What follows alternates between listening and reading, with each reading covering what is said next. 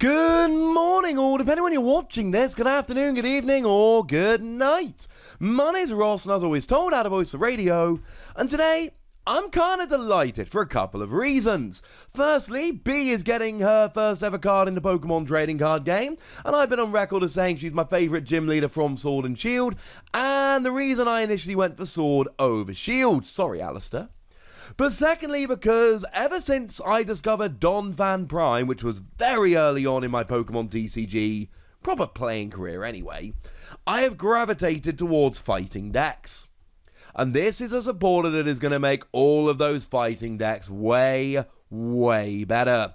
As always, massive thank you to the lovely Antoine Boulet for bringing our translation. And apparently what it does is it tells you to discard the top 5 cards from your deck. But you get to attach any energy you discarded this way to your benched fighting Pokemon in any way that you like.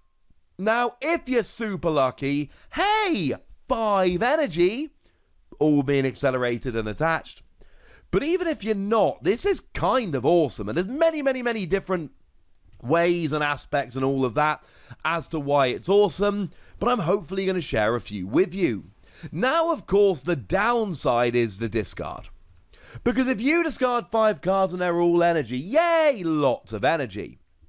If you discard 5 cards and none of them are energy, you're just milling yourself to 5 cards. Now, there are a couple things to mention here. Firstly, Balalbra and Bryson Man being banned really helps you. Because, of course, that was the big mill card. That was a card where your opponent could go, oh, you've milled yourself loads, have you? Let me take advantage of that. And then they drop Balalbra and Bryson Man and it would all go very wrong very quickly. But the other thing is my boy Excadrill. And I love Excadrill. Excadrill is one of my favourite cards I think we probably ever had. I adore this Excadrill. And for a single fighting energy, you do 180 damage if there are 3 or fewer cards left in your deck. So this is phenomenal in an Excadrill deck. And you know I'm going to be playing Excadrill for a lot of next season. I'm going to be building a bunch of dumb decks with it, but I'm definitely going to be playing Excadrill. And essentially what we've got here is a way to get Excadrill towards that 11th hour tackle a lot more quickly. But also, let's say for argument's sake I've got, 3 Excadrill on the bench. Well, if I'm playing, 10 fighting energy, I might hit 1 or 2 with this. And that means that 1 or 2 Excadrill are going to have energy on. Which means I'm not going to be stumbling to find energy and limited to my 1 attachment per turn. I can start piling the energy on early. Single energy decks are great because they're single energy, but how many times have you really wanted an energy to retreat your Zeb Striker, but you can't have it because you need to put an energy onto your Excadrill, and the reality is you can have one or the other, but not both. B says that you can have both. Yeah, I know Zeb Striker's rotating, but I love him. So this is kind of awesome. But the other thing it really lets you do, and this is what really excites me about B here, this lets you play a whole bunch of more energy-hungry Pokemon that you generally wouldn't be able to play.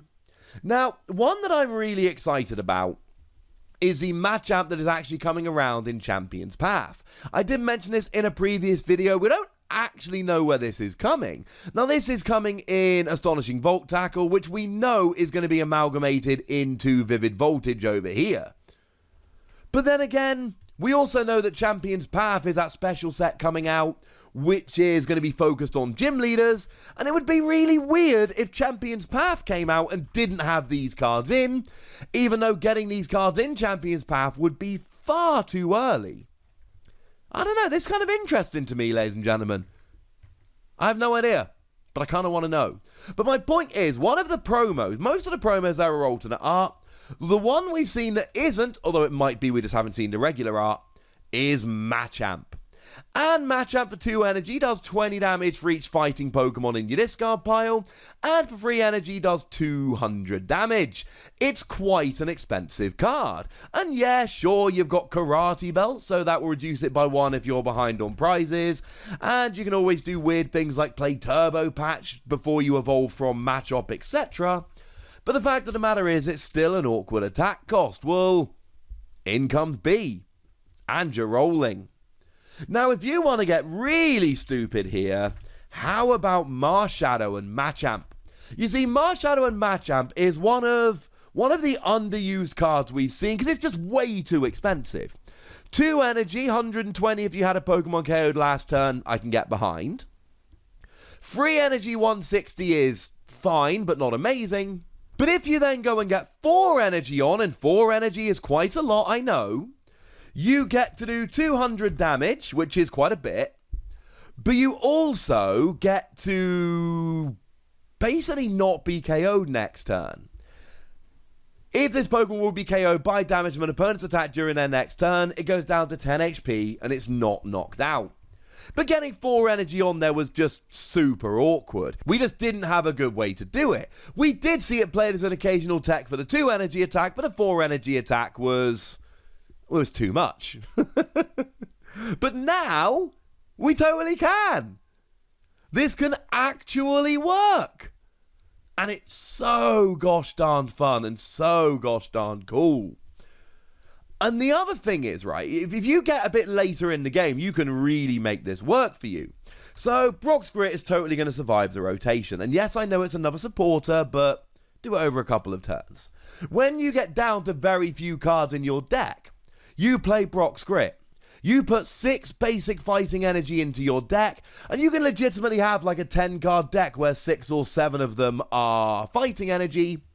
And you can expect to hit 3, 4, maybe even 5 energy off of B, and then set yourself up.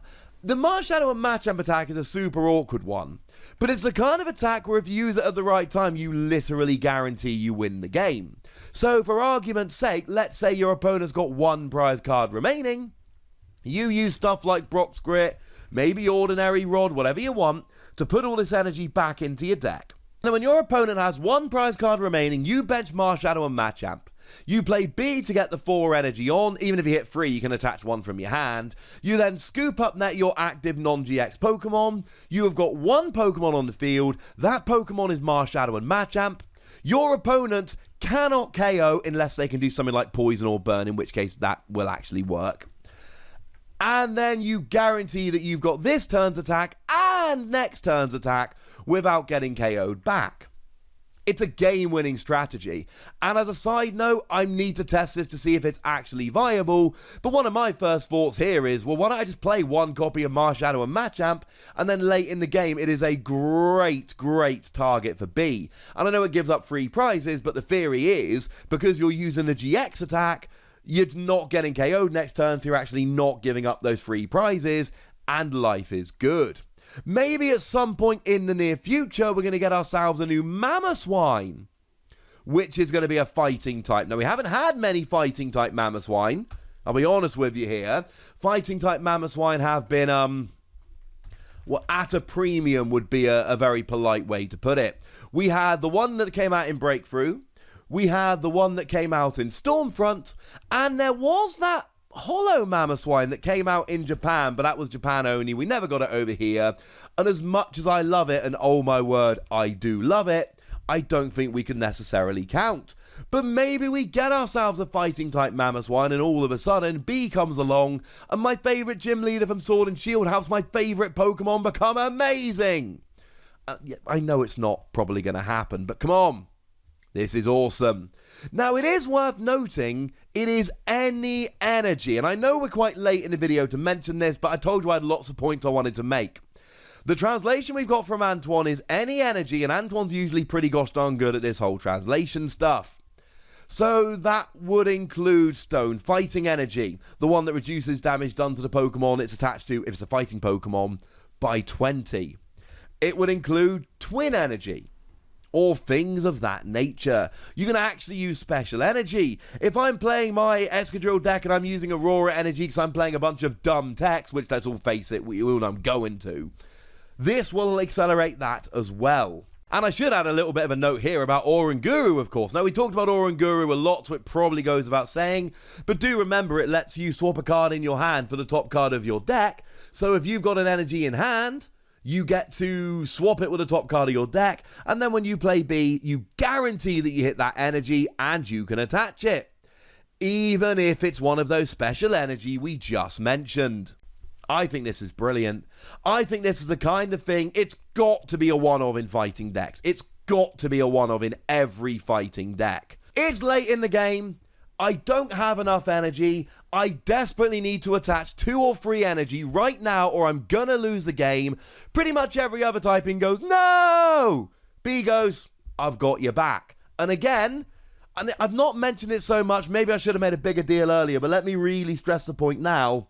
This accelerates special, and there is actually a note from Antoine on his Twitter that it does work with special energy. So Aurora energy for your dumb tech, stone fighting energy, it all totally works here. And I know some people have compared this to End Resolve. This is not End Resolve.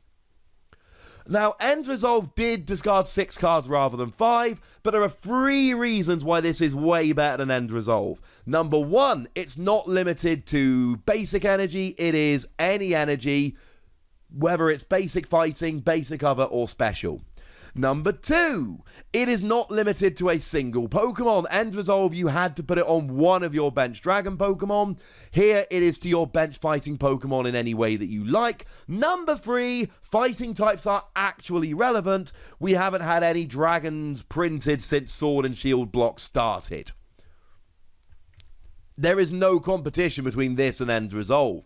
And if Dragon decks were actually relevant, End Resolve would see a lot more play. I love this card. I'm giving it 5 Wassies. And this is exactly the kind of classic card that I overrate because I play fighting decks. And seriously, the vast majority of my decks are either fighting decks or have fighting Pokemon in. And this is an instant one-of in every fighting deck for me, with a potential to increase it to more for some particular decks. But the fact that it lets you drop these ridiculous surprises, and the fact that it gives you ridiculous speed, you know, this can get a turn 1 Marshadow and Machamp acme of heroism. Now, it's unlikely to hit that many energy turn 1s. You're going to have a fat deck with not that much energy in. But the fact of the matter is, you can use this to accelerate to your bench Pokemon turn 1 going second, and then whack him in the active and smash. I adore this card. I told you that it was going to be difficult to find any card in Vivid Voltage that I liked as much as Barraskewda. Well, they've gone and done it, ladies and gentlemen. They've gone and done it. I adore this card. I think it's ridiculous. But I'd like to know what you think. So let me know in the comment section, would you? Go nuts, be nice, and then make sure you like this video, subscribe to this channel, follow me on Twitter at TheWassie, and Twitch for some live action at twitch.tv/PTCG Radio. If you want to support the channel, get some bonus podcasts and all that good stuff, head on over to patreon.com/PTCG Radio, where you can do exactly that. But by far the most important thing, as always, look after yourselves till next time, would ya? Thank you very much for watching. My name's Ross, and you've been watching PTCG Radio.